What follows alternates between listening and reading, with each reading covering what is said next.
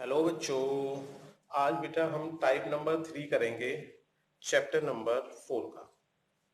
इसके अंदर हम क्या करेंगे, जैसे इस तरह के क्वेश्चन है हमारे। y इक्वल टू 3 को रिप्रेजेंट करना है ज्योमेट्रिकली वन वेरिएबल के फॉर्म में और टू वेरिएबल के फॉर्म में। मतलब एक बार तो हमें वन वेरिएबल के फॉर्म में रिप्रेजेंट करने का मतलब एक निकलता है हमारा कि नंबर लाइन पे रिप्रेजेंट करो, ठीक है, ज्योमेट्रिकली जब रिप्रेजेंट करेंगे। और जब हम टू वेरिएबल के फॉर्म में रिप्रेजेंट करेंगे तो इसका निकलता है मतलब कार्टेशियन प्लेन के फॉर्म में रिप्रेजेंट करिए। तो कैसे करना है वो देखिए, ठीक है। देखिए, सबसे पहले तो हम लिखने का तरीका देखेंगे। तो जैसे हमारा ये दे रखा है फर्स्ट वन वेरिएबल के फॉर्म में, इन वन वेरिएबल। एक देखो, वेरिएबल का मतलब क्या बोला था मैंने, चर, एक चर के रूप में रिप्रेजेंट करने के लिए ये दे रखा है हमारा क्वेश्चन y इक्वल टू 3। मतलब y की वैल्यू क्या दे रखी है, 3। अगर मैं नंबर लाइन बनाऊं, ये मान लीजिए y एक्सिस ही है, तो ये 0 होगा, 1 2 3 4, ये -1 -2 -3 नंबर लाइन बनाती है। ये नंबर लाइन है, कार्टेशियन प्लेन नहीं है। तो अब इसने कहा है y की वैल्यू 3 है, तो यहां पर हमारा ये जो पॉइंट होगा ये बन गया y इक्वल टू 3। काम खत्म वन वेरिएबल में। अगर इसी क्वेश्चन को ऐसे करके दे देता वो y माइनस 3 इक्वल टू 0 दे देता और कहता है इसको रिप्रेजेंट करो वन वेरिएबल में, तो हम क्या करते कि y इक्वल टू, ये माइनस का 3 है LHS में, RHS में आएगा प्लस का 3 हो जाएगा, सारा काम ये बना। तो समझ में आ गए, या तो क्वेश्चन इस फॉर्म में दे रखा होगा या क्वेश्चन इस फॉर्म में दे रखा होगा, दोनों का मतलब हमारे लिए सेम।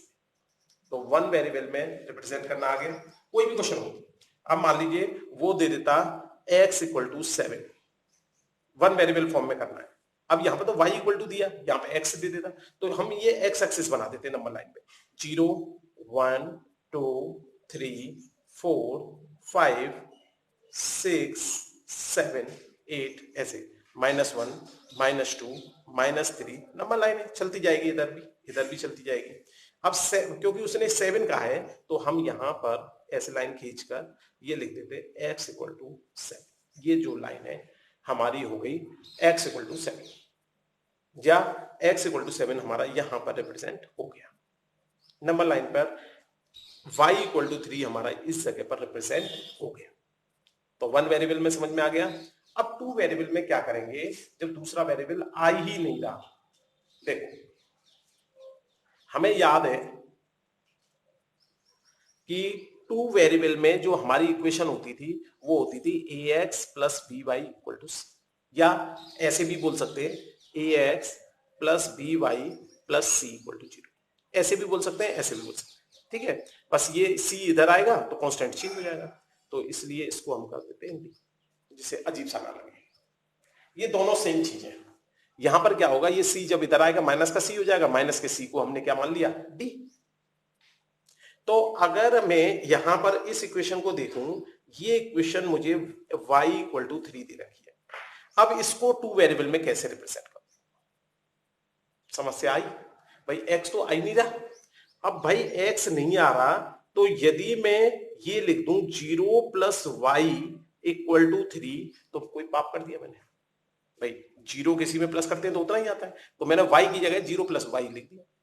अब अगर मैं 0 को लिख दूं 0 into x plus y equal to 3, हमें यह भी पता है कि 0 का यदि किसी रियल नंबर से मल्टीप्लाई कर देते हैं तो 0 आता है, तो इसलिए ऐसे भी लिख सकता हूं।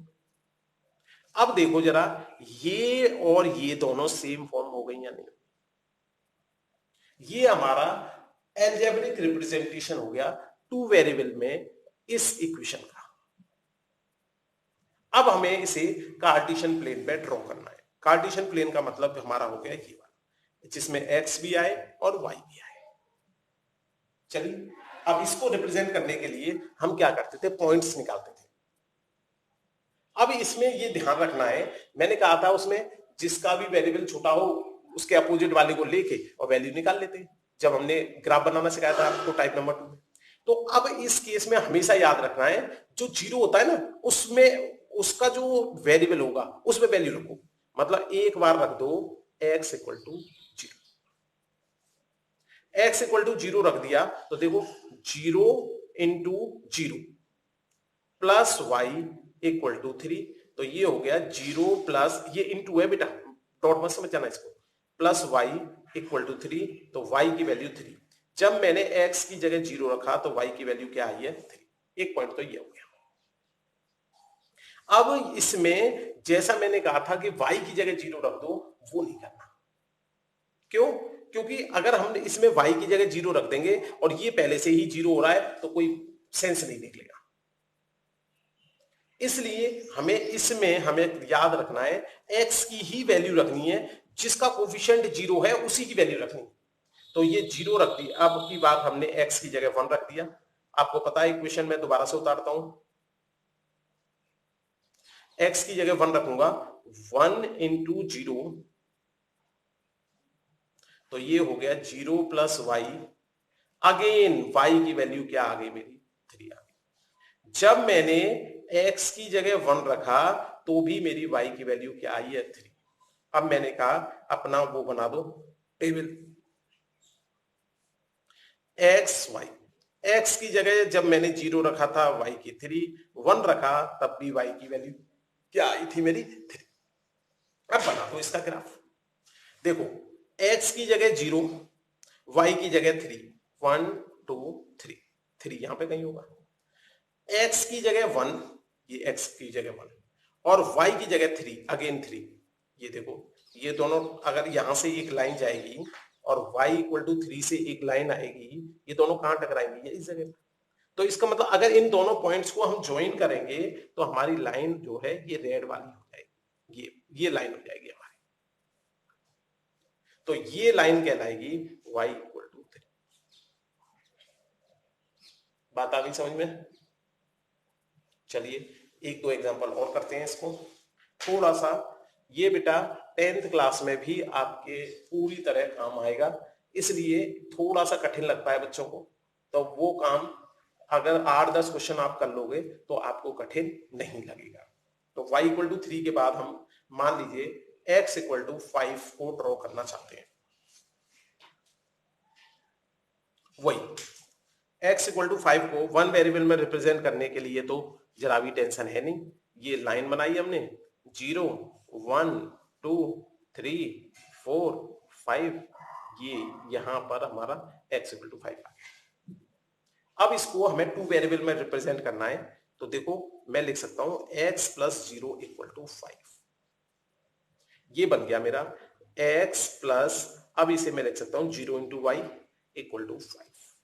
अब क्योंकि यहां पर कोफिशिएंट ऑफ y 0 है, इसलिए y की वैल्यू रखेंगे हम। तो एक बार रख दो y की जगह 0, तो x plus 0 into 0 equal to 5, तो ये x plus 0 equal to 5, x equal to 5।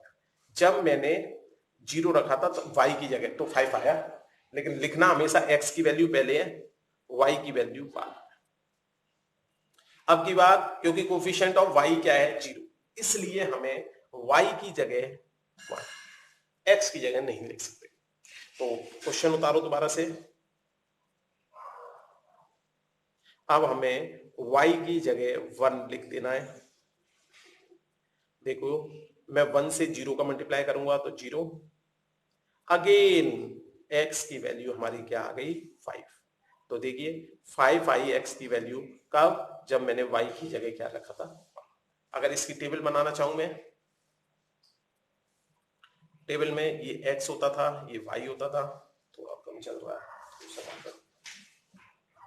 चलिए अगर हमने x की जगह फर्स्ट पॉइंट को देखा, x की जगह 5 और y की जगह 0, सेकंड पॉइंट में x की जगह 5 y की जगह 1, ऐसे। अब मैंने इसे कार्टेशियन प्लेन में बनाना चाहा, this is x axis and this is y axis. ये 1 2 3 4 5 तक है मैक्सिमम वैल्यू, 5 भी बहुत है। इधर 0 1, तो 0 तो इस जगह पे होगा। देखो सबसे पहला पॉइंट देखो 5,0, 5 तो x पे है और y पर 0। x की वैल्यू है 5 और y की वैल्यू 1, तो 5 तो x की वैल्यू है, y की वैल्यू 1 यहाँ पे है, तो ये पॉइंट आ जाएगा। ये पॉइंट बन गया 5,1 और ये वाला पॉइंट बन गया मेरा 5,0। अगर मैं लाइन बनाऊं इनकी तो ये लाइन बन गई ऐसे,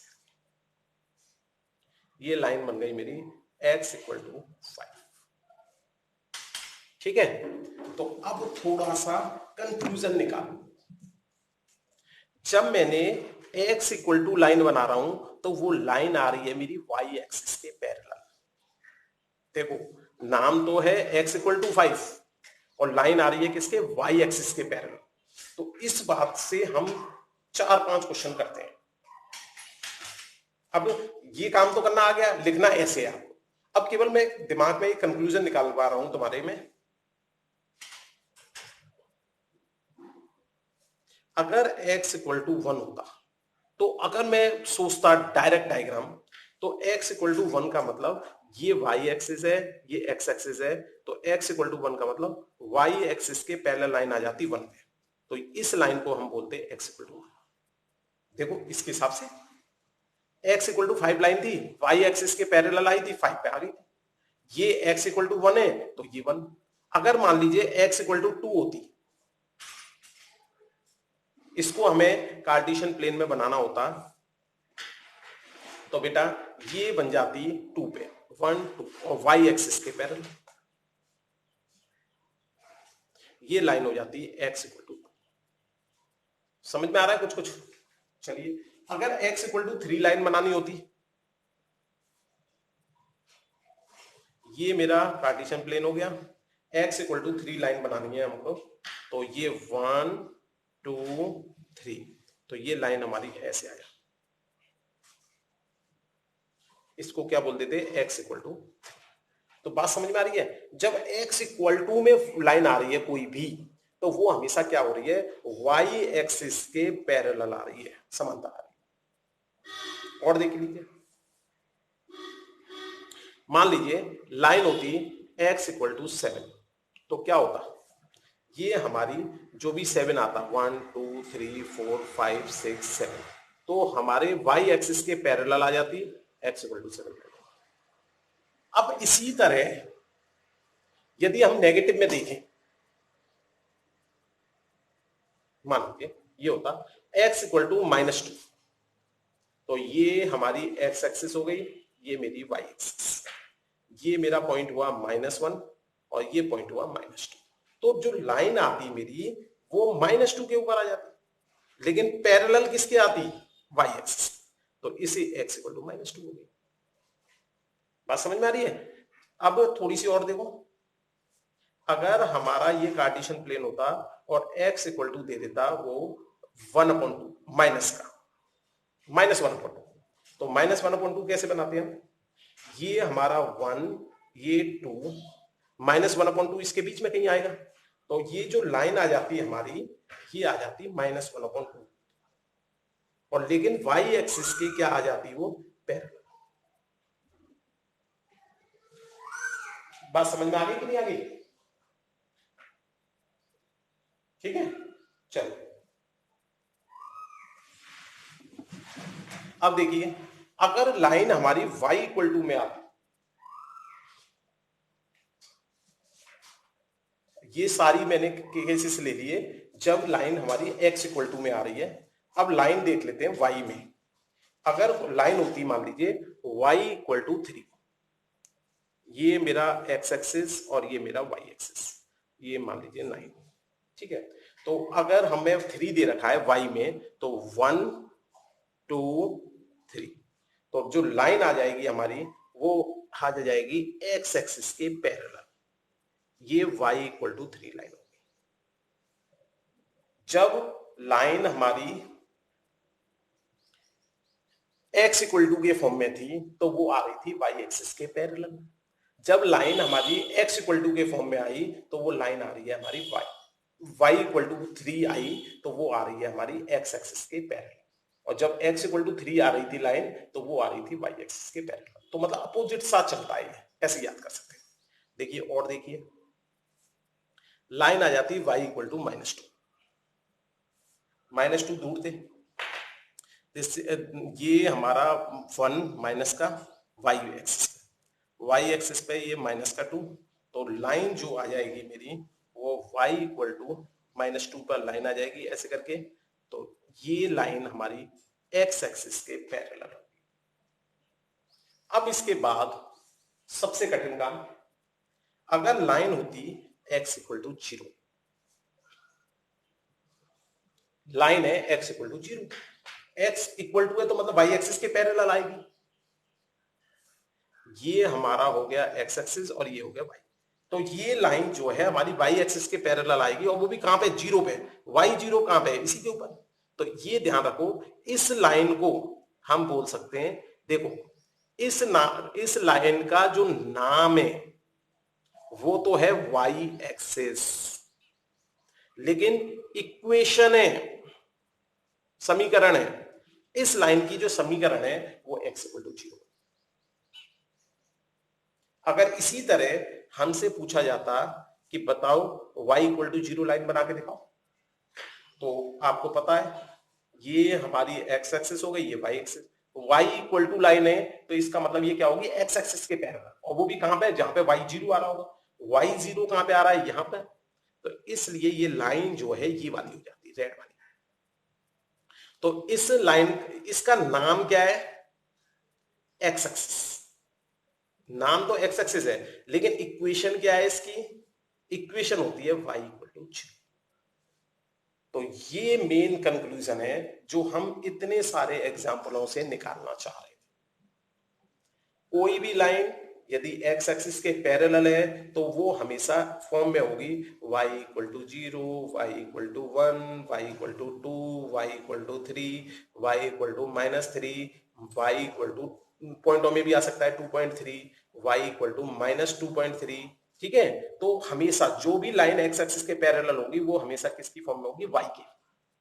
और जो लाइन मेरी y एक्सिस के पैरेलल होगी वो हमेशा होगी ऐसे, x equal to 1, x equal to 2, x equal to 5, x equal to -2। तो अब इस बात से हम ये कंक्लूजन निकाल सकते हैं। तो याद रखोगे इस बात का, ठीक है। Thank you.